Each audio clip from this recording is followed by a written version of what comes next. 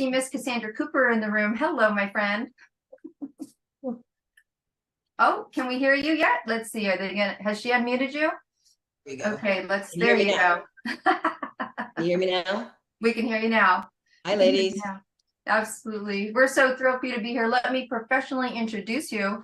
Oh, You may know of Cassandra, I may not know. It's because of Cassandra. Let me introduce you to this incredible woman. She is by far a serial entrepreneur. She's known for making something out of nothing. And I love that. She's known for making something out of nothing. She is Forbes featured for Outstanding Women of Media for Women of Color.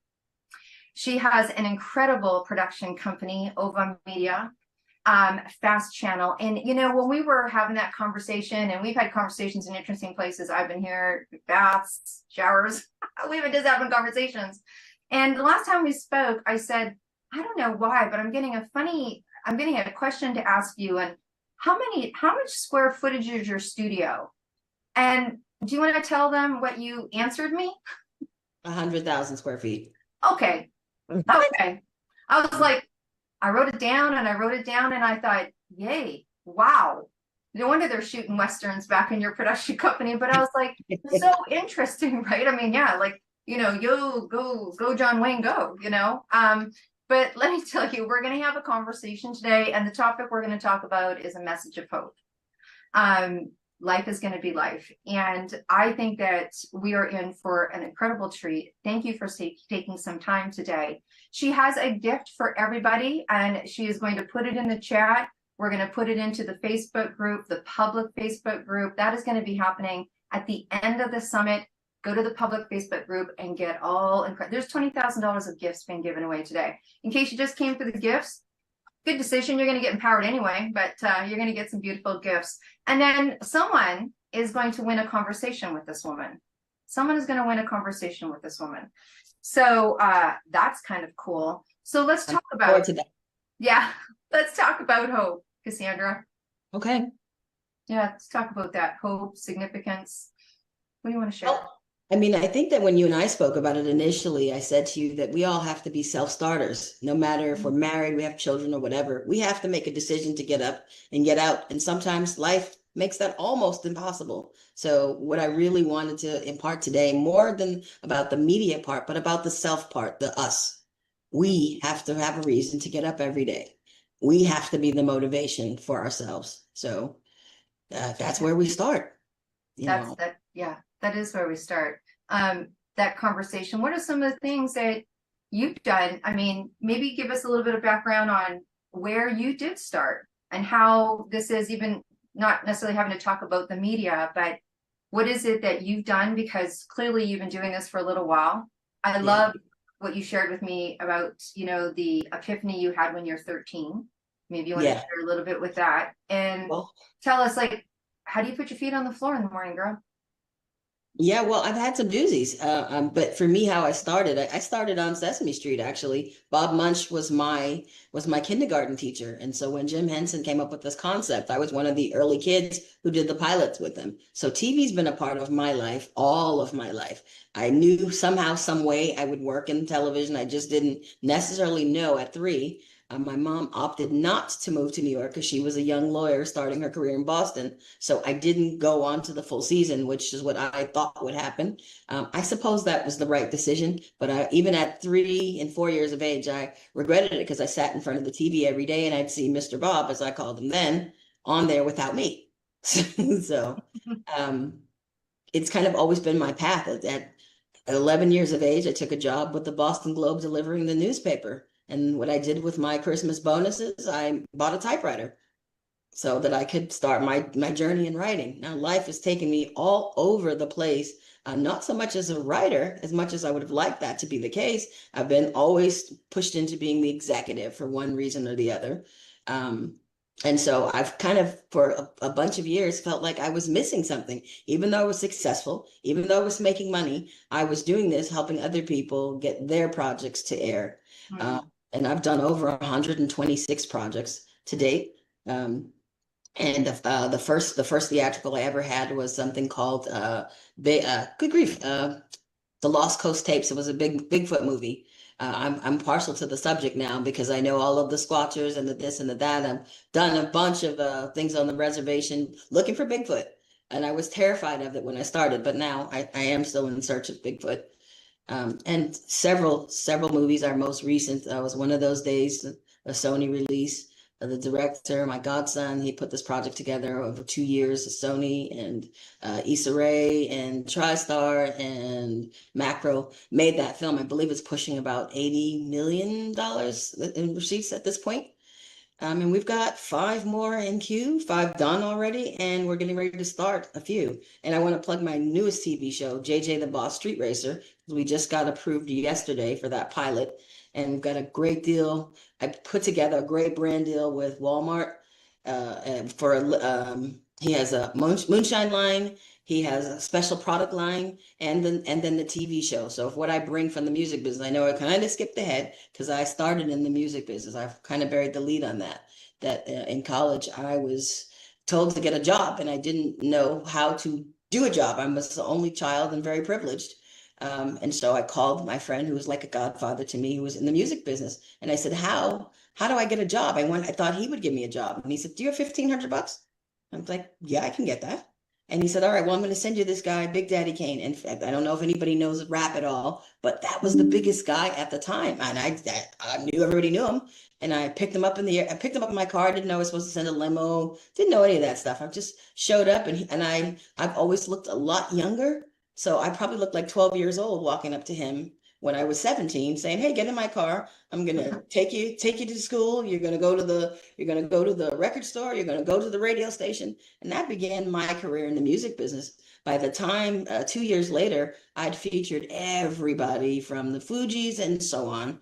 And then being from Boston, all the Boston favorites, Aerosmith, New Edition, New Kids on the Block, everybody came through where I was. So, I was kind of a little bit of a star myself because I was always with a celebrity. And Tommy Mottola recruited me straight into his newly formed Epic Street. And my first project went gold. It was a guy from California called MC8, We Come Strapped. And Mariah Carey was my first female artist with the Vision of Love, who was platinum. And I did over 100 million units in that space.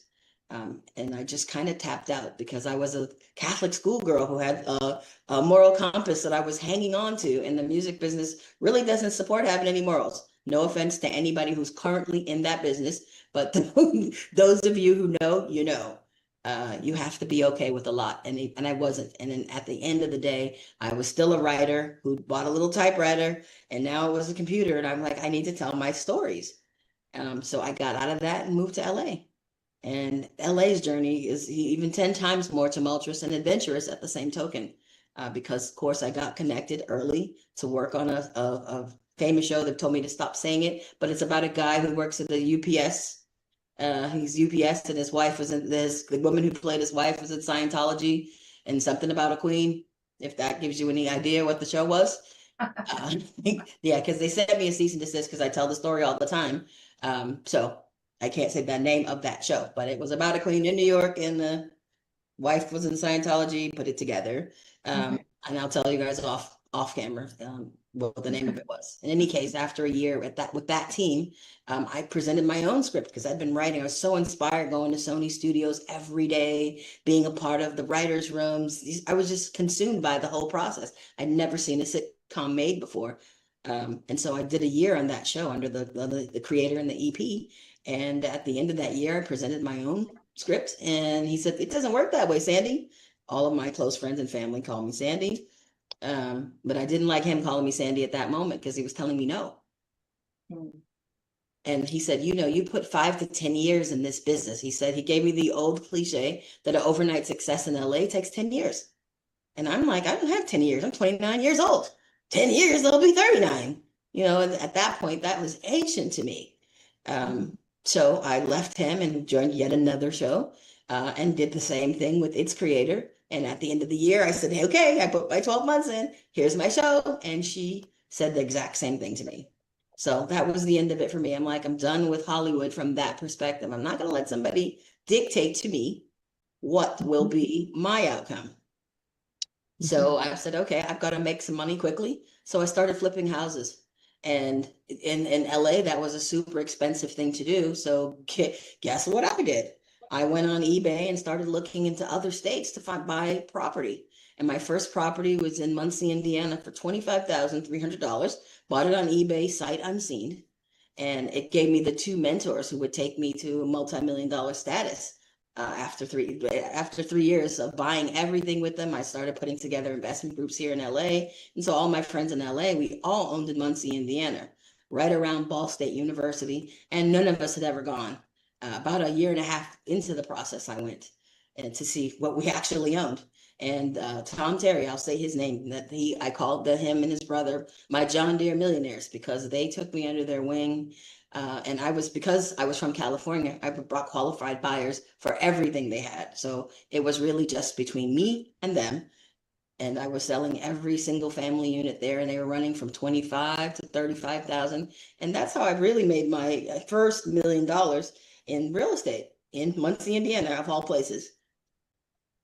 That's incredible. Well, I mean, mic drop, mic drop, mic drop. But right, we're like, okay. Sorry. No, one but part of the story. no, it's glorious. It's glorious. I can't tell you one part without telling the other. No, as it should be. And I love that you take us to this place and end up real estate. I think it's very interesting. I think it's interesting because, it didn't work. You're not, 10 years is going to take 10 years. And then you get told the thing again, and then you needed to make some money. And I think that is an entrepreneurial journey, not just a music journey, not just a writer journey, not just, that's an entrepreneurial journey. Side step, side left. And, oh, gee, this thing that I had to do or needed to do to make this work ended up being the pot of gold at the end of the rainbow. Right. Yeah. I think that's, I mean, it took me 3 years so that I could actually write the checks and make the projects that I want. And I'm at the studio that I currently co-own with my two partners. This is the fourth studio that I've owned in the space. They've just gotten bigger and bigger. This is the biggest, of course. But I started off in a 15,000 square foot space right in the middle of Midtown LA. It was a karate studio. My business partner was the stunt coordinator for Jackie Chan. And for 3 years, we worked in that space and put out projects. And then I ran into the distribution foible. Like, okay, now you've got all these things. What do you do? Well, things always seem to work out for me. Brad Gray, who is the current chairman of Paramount, came to visit our studio because we'd had two different things shot there.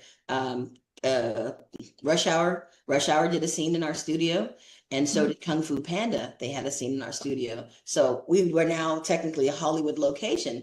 And so he was such a down-to-earth guy. He came in and he met me and he was like, okay, well, I want to talk to the owners and this and that. I was like, oh, that's us.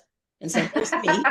Right on. There's me at 33 years old and my 60-year-old business partner, who's Chinese and speaks very limited English. And he's like, this makes zero sense. And then and then I showed him all of the stuff that we were doing here. And he's like, yeah. Oh. And so that landed me on the Paramount lot, which I was on for 10 years. And I worked closely with the in-search division. They had just had Paranormal Activity, and that was the big thing. And so I seem to be the fix-it woman, the cleanup woman, because everybody brings me into their company to fix what's wrong. And he said, how do we make more of these little $10,000 films? Now, Paranormal Activity, in case you guys don't know, it was made for $10,000, but Steven Spielberg came along and put his name on there, and so it got a big sound design, and it became a really big movie. And it's over 100 million to this day, and there's been 4 or 5 of those in that franchise. So he gave me all the projects that weren't selling. And so I got an opportunity to go to Cannes and MIPCOM and all of those places and to learn the distro game, meet the salespeople. And they kept telling me the same thing. Uh-oh. What was that? Is that my time's up? No. I didn't hear anything. I'm sorry. I heard. Maybe you're talking paranormal and something. Yes, you are. You've got 3 minutes, 4 minutes to wrap it up. Maybe it's your intuitive. Okay, geez. Yeah, because I just heard a trumpet. I'm like, a trumpet? What the heck? Wow, that's interesting. No trumpet here. I can try. Well, then, so maybe my Paranormal Activity is now paranormal here on this chat. Apologies. Oh my gosh, I do see dead people, and you guys see a dead person too, because I died in 1984 for 3 minutes and 33 seconds. So wow. Mm-hmm. Look, before we wrap up, Cassandra, we've got a couple of minutes. Okay. That's a powerful notion to lend on or to end on. Why don't you share maybe a little bit of what came out of that for you? Uh, Because you are a powerhouse, but you are a powerful heart, and you do and many that's more right important things. to me. You know, you do many right things for the right reasons, and so you know, I try. I mean, without a long story short, I was on my first job working in the law library. I'm 13. Everybody else is 19 and 20. You know, I've always been with kids older than me because I don't feel like I was ever a child. Anyway, I did something that my mom wouldn't have approved of because I'd already asked for a moped and she said, no, you're too young. Well, the 19-year-old kids who I worked with loaned me this moped. Off I zipped around the building. A car slammed on its brakes in front of me, straight into the back, up on top of the car, onto the bounced off to the hood and to the pavement. I don't recall any of this. I'm all told all this from all the kids that I work with. When I got to the hospital, I was pronounced.